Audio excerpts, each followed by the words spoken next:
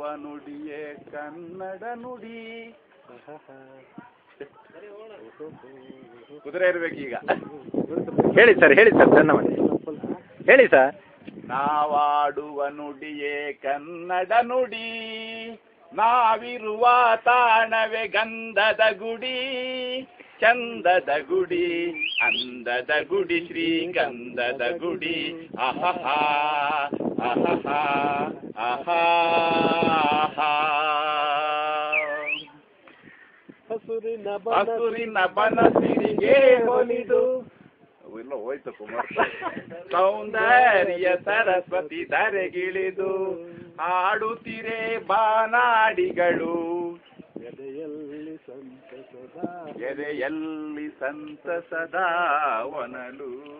ಆಹಾ